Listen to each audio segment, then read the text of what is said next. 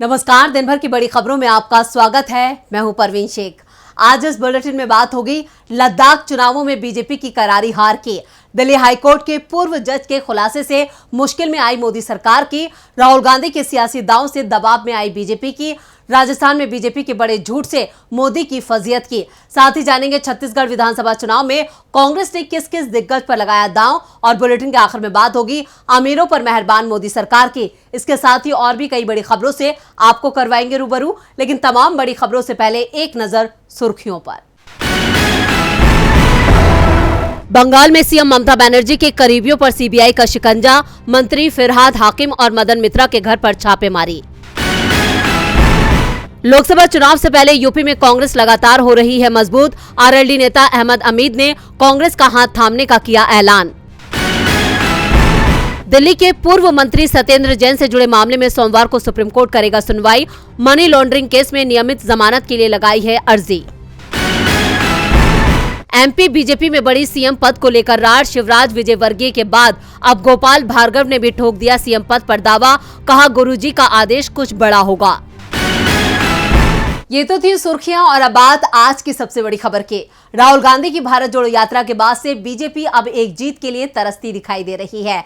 चुनाव दर चुनाव उसे हार मिल रही है। हिमाचल प्रदेश और कर्नाटक की सत्ता उसके हाथ से फिसल चुकी है और अब बीजेपी को एक और चुनाव में करारी हार मिली है। तो क्या है पूरी खबर, देखते हैं ये रिपोर्ट। करगिल में हुए लद्दाख ऑटोनोमस हिल डेवलपमेंट काउंसिल चुनावों में कांग्रेस को बड़ी जीत मिली है। कांग्रेस सांसद एक महीने पहले ही लद्दाख और करगिल के दौरे पर पहुंचे थे। कांग्रेस ने राहुल गांधी की यात्रा को भारत जोड़ो यात्रा का हिस्सा बताया और इसका असर अब दिखाई दे रहा है। LAHDC के चुनाव में कांग्रेस ने क्लीन स्वीप कर दिया है और सबसे बड़ी बात तो ये कि दूसरे नंबर पर कांग्रेस की सहयोगी पार्टी नेशनल कॉन्फ्रेंस आई है। बीजेपी के हिस्से में करारी हार आई है। पार्टी मुश्किल से खाता खोल पाई है। डेवलपमेंट काउंसिल की 26 सीटों के लिए 4 अक्टूबर को मतदान हुआ था। कुल 77.62% वोटिंग हुई थी। चुनाव में कांग्रेस और नेशनल कॉन्फ्रेंस ने गठबंधन किया। अभी तक 23 सीटों के परिणाम सामने आ चुके हैं, जिसमें से 16 सीटों पर कांग्रेस और 5 सीटों पर नेशनल कॉन्फ्रेंस को जीत मिली है। बीजेपी और निर्दलीय को एक-एक सीट पर जीत मिली है। आर्टिकल 370 के रद्द होने के बाद अगस्त 2019 में जम्मू कश्मीर से अलग होकर केंद्र शासित प्रदेश बनने के बाद लद्दाख के करगिल में पहला स्थानीय चुनाव है और इसमें कांग्रेस की सत्ता तय हो गई है। नई परिषद 11 अक्टूबर से पहले गठित होने वाली है। काउंसिल में बहुमत का आंकड़ा 14 है और कांग्रेस पहले ही 16 सीटें जीत चुकी है। गठबंधन के साथ ये संख्या 21 हो गई है, जबकि अभी भी 3 सीटों के परिणाम आने बाकी हैं और रुझानों में तीनों ही सीटों पर कांग्रेस एनसी गठबंधन आगे चल रहा है। लद्दाख की जीत को भारत जोड़ो यात्रा और विपक्ष की मजबूती का संकेत बताते हुए कांग्रेस महासचिव जयराम रमेश ने कहा, बेशक राष्ट्रीय मीडिया बीजेपी की हार को जगह नहीं देगा, लेकिन जो परिणाम सामने आए हैं उससे साफ है कि चुनाव में बीजेपी का सफाया हो गया है। दरअसल बीजेपी के लिए यह बड़ी हार इसलिए मानी जा रही है क्योंकि लद्दाख को केंद्र शासित प्रदेश बनाए जाने के बाद ये चुनाव उसका लिटमस टेस्ट माना जा रहा था और इसमें बीजेपी को करारी हार मिली है। लद्दाख के इस हार ने आने वाले चुनावों में बीजेपी की मुश्किलों में इजाफा कर दिया है। मुश्किलें तो मोदी सरकार की पूर्व जज ने भी बढ़ा दी हैं।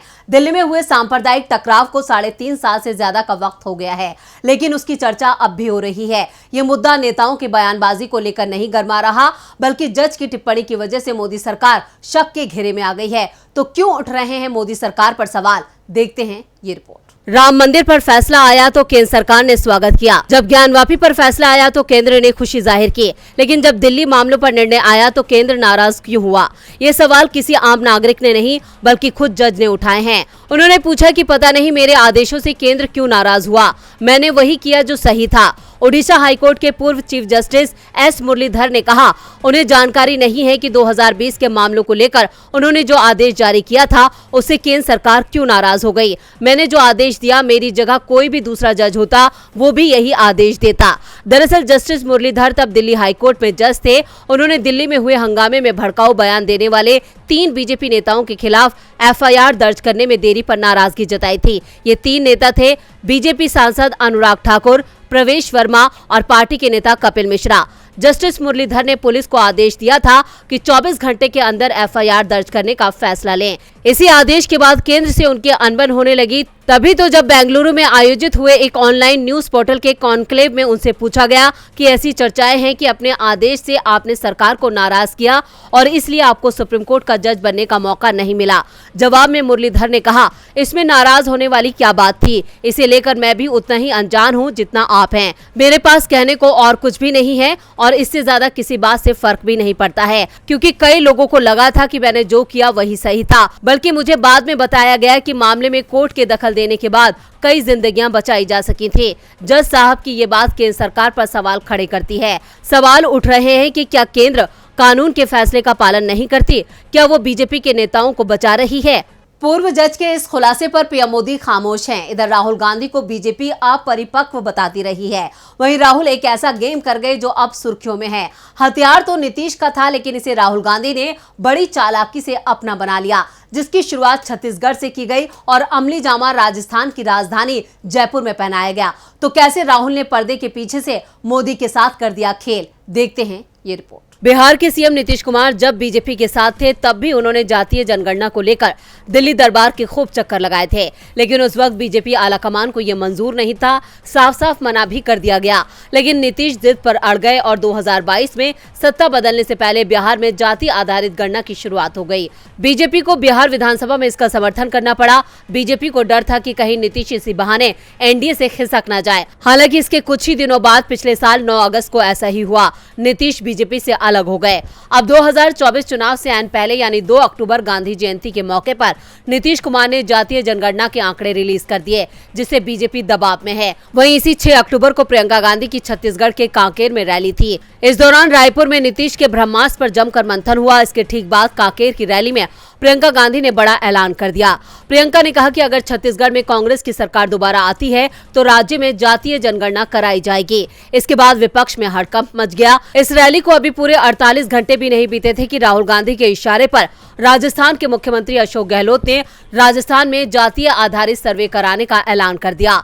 रात में अचानक आई इस खबर ने सियासी गलियारों को गर्म कर दिया। किसी को भी ये उम्मीद नहीं थी कि 24 घंटे के अंदर ही कांग्रेस नीतीश के ब्रह्मास्त्र को कुछ इस तरह से दाग देगी।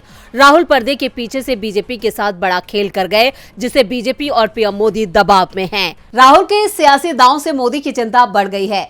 चिंता तो राजस्थान में बीजेपी की बढ़ गई है। बीजेपी का नहीं सहेगा राजस्थान अभियान के पोस्टर पर विवाद थमने का नाम नहीं ले रहा है। अब सीएम गहलोत ने उस किसान को जयपुर बुलाकर मुलाकात की, जिसके बीजेपी ने बड़े बड़े पोस्टर लगाए थे और दावा किया था कि इस किसान की सरकार ने 200 बीघा जमीन नीलाम करवा दी है। इस मुलाकात में मुख्यमंत्री गहलोत ने किसान के दर्द को धैर्यपूर्वक सुना और बीजेपी के खिलाफ एक्शन लेने के लिए कहा है। क्या है पूरी खबर, देखते हैं ये रिपोर्ट। राजस्थान के मुख्यमंत्री अशोक गहलोत ने जैसलमेर के बुजुर्ग माधुराम जयपाल से अपने घर पर मुलाकात की। इस मुलाकात का वीडियो सीएम गहलोत ने सोशल मीडिया मंच एक्स पर साझा किया है, जिसमें वो किसान माधुराम से कह रहे हैं, हम इस पोस्टर को हटवा देंगे, ठीक है, चिंता मत करो।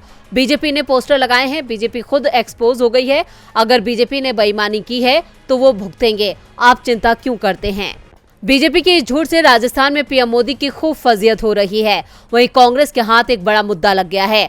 आपको बता दें कि विधानसभा चुनावों से पहले बीजेपी की तरफ से नहीं सहेगा राजस्थान अभियान चलाया जा रहा है। इसी अभियान के तहत बीजेपी ने हाल ही में गहलोत सरकार पर किसानों का कर्ज माफ नहीं करने और हजारों किसानों की जमीन नीलाम होने के आरोप लगाए। इतना ही नहीं, बीजेपी ने तो जैसलमेर में एक किसान की 200 बीघा जमीन नीलाम होने का दावा करते हुए बड़े बड़े होर्डिंग्स लगवा दिए। बीजेपी ने इस किसान की फोटो वाला वीडियो भी सोशल मीडिया पर अपलोड किया था, लेकिन सीएम से किसान की मुलाकात के बाद सब कुछ साफ हो गया और बीजेपी का ये दावा झूठा साबित हुआ है।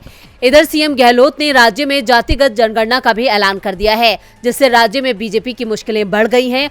राजनीति के जादूगर और राजस्थान के सीएम अशोक गहलोत ने 6 अक्टूबर को बिहार की तरह राजस्थान में भी जाति सर्वेक्षण करने की बात कही थी। तो वहीं शनिवार 7 अक्टूबर की देर रात सीएम गहलोत ने राज्य में जाति सर्वेक्षण कराने का आदेश जारी कर दिया। गहलोत के इस दांव से बीजेपी बेदम हो गई है। राजस्थान में झूठ से बीजेपी पर हार का संकट और गहरा गया है। इधर छत्तीसगढ़ में भी बीजेपी हार की कगार पर है। 5 राज्यों के विधानसभा चुनाव के लिए अभी तक कांग्रेस ने अपने उम्मीदवार घोषित नहीं किए हैं, लेकिन अब इसे लेकर पार्टी काफी तेजी में है। शनिवार को पार्टी ने मध्य प्रदेश के ज्यादातर उम्मीदवारों के नाम तय कर लिए थे और अब छत्तीसगढ़ में भी पार्टी ने उम्मीदवार चयन की प्रक्रिया तेज कर दी है। छत्तीसगढ़ में कांग्रेस ने अपने सभी उम्मीदवार तय कर लिए हैं। मुख्यमंत्री भूपेश बघेल के आवास पर रविवार को छत्तीसगढ़ कांग्रेस की प्रदेश चुनाव समिति की बैठक हुई और इसमें सभी 90 सीटों पर उम्मीदवार तय कर लिए गए हैं। वैसे कहा जा रहा है कि 3-4 सीटों पर विवाद की स्थिति थी, लेकिन इसे भी सुलझा लिए जाने की खबर मिल रही है। बैठक में सीएम भूपेश बघेल के अलावा प्रदेश प्रभारी कुमारी शैलजा, प्रदेश अध्यक्ष Deepak Baij, deputy CM TS Singhdeo समेत समिति के सदस्य भी शामिल हुए। दरअसल छत्तीसगढ़ में पार्टी उम्मीदवारों के चयन के लिए कांग्रेस की केंद्रीय चुनाव समिति की बैठक सोमवार को दिल्ली में एआईसीसी मुख्यालय में होनी है। इसी दिन सीडब्ल्यूसी की बैठक है। इसमें राज्य चुनाव समिति की ओर से भेजे गए नामों के साथ ही हाईकमान की अपनी सर्वे लिस्ट पर चर्चा होगी। इसलिए सीएम भूपेश बघेल के आवास पर यह बैठक बुलाई गई और उम्मीदवार तय कर लिए गए। राज्य की 90 सीटों पर टिकट के लिए 2000 से ज्यादा लोगों ने आवेदन किए थे, जिसमें पहले हर सीट पर 3-3 नाम छांटे गए, यानी 270 लोगों की लिस्ट तैयार कर दी गई। शुरुआती 5 बैठकों में इनमें 40 सीटों पर सिंगल नाम तय कर लिए गए थे और आज की बैठक में बाकी की बची हुई 50 सीटों पर सिंगल नामों पर मुहर लग गई है। दावा किया जा रहा है कि सोमवार को कांग्रेस वर्किंग कमेटी की बैठक होनी है और उसके बाद केंद्रीय चुनाव समिति की भी बैठक हो सकती है और इस बैठक में उम्मीदवारों के नामों पर मुहर भी लगा दी जाएगी। इसके बाद कांग्रेस छत्तीसगढ़ में उम्मीदवारों की सूची जारी कर सकती है और जो संकेत मिल रहे हैं उससे साफ है कि पार्टी सभी 90 सीटों पर एक साथ उम्मीदवारों के नामों का ऐलान करेगी। छत्तीसगढ़ में विधानसभा चुनावों का ऐलान कभी भी हो सकता है। संकेत इसी बात के हैं कि 15 नवंबर के आसपास छत्तीसगढ़ में वोटिंग कराई जा सकती है। राज्य में 1 या फिर 2 चरणों में ही वोटिंग हो सकती है। छत्तीसगढ़ में अब ये दिग्गज कांग्रेस को जीत दिलाएंगे। इधर मध्य प्रदेश में भी कांग्रेस अपनी जीत का दावा कर रही है, लेकिन एमपी में मुकाबला कांटे का है। लेकिन जो सर्वे आ रहे हैं वो कांग्रेस की जीत का दावा कर रहे हैं। इस पर पीसीसी चीफ कमलनाथ ने बीजेपी पर बड़ा हमला बोला है। तो क्या कहा है कमलनाथ ने, देखते हैं ये रिपोर्ट। मध्य प्रदेश में बीजेपी मुश्किल में दिखाई दे रही है। पीएम मोदी शिवराज सरकार की एक योजना का नाम मंच से लेते नहीं दिख रहे हैं, सिर्फ केंद्र की योजनाएं बता रहे हैं। तो दूसरी तरफ शिवराज सिंह चौहान जनता से पूछ रहे हैं कि चुनाव लड़ूं या नहीं लड़ूं, कहां से लड़ूं, मामा को सीएम बनना चाहिए या नहीं। और बीजेपी की इसी परेशानी को लेकर ही पूर्व सीएम और कांग्रेस नेता कमलनाथ ने बीजेपी को घेर लिया है। उन्होंने कहा कि बीजेपी ने चुनाव से पहले ही हार मान ली है, इसलिए जनता से पूछा जा रहा है कि चुनाव लड़ा भी जाए या नहीं। कमलनाथ ने सोशल मीडिया एक्स पर लिखा, मध्य प्रदेश की जनता के बीच अब ये बात हास्य उपहास का विषय बन गई है कि भाजपा एक ऐसा उल्टा सर्वेक्षण करा रही है जिससे ये मालूम पड़े कि कौन सा भाजपाई प्रत्याशी सबसे कम वोट से हारेगा, तो फिर उसे ही टिकट दिया जाए, जिससे डबल इंजन का डबल अपमान थोड़ा कम हो सके। और तो और जनता के बीच ये बात भी चर्चा का विषय है कि मध्य प्रदेश का जो भी वरिष्ठ भाजपाई कल को दिल्ली के दावेदारों को चुनौती दे सकता है, उसको इसी विधानसभा में निपटाने की तैयारी है। इसलिए इस शर्तिया हारे हुए विधानसभा चुनाव में ही उसे लड़वाकर और हरवाकर उसकी चुनौती को खत्म करने की रणनीति का खेल खेला जा रहा है। भाजपा के मंच प्रहंसन एकांकी के मंच जैसे बन गए हैं, जिसमें ना कथा सच्ची है, ना पात्र अभिनय, लेकिन नाटकीयता भरपूर है। भाजपा के नाटक का पर्दा गिरने वाला है। दरअसल अब विधानसभा चुनावों का ऐलान कभी भी हो सकता है और तमाम सर्वे बता रहे हैं कि कांग्रेस इस समय बीजेपी पर भारी दिखाई दे रही है। और बुलेटिन के आखिर में बात अमीरों पर मेहरबान मोदी सरकार की।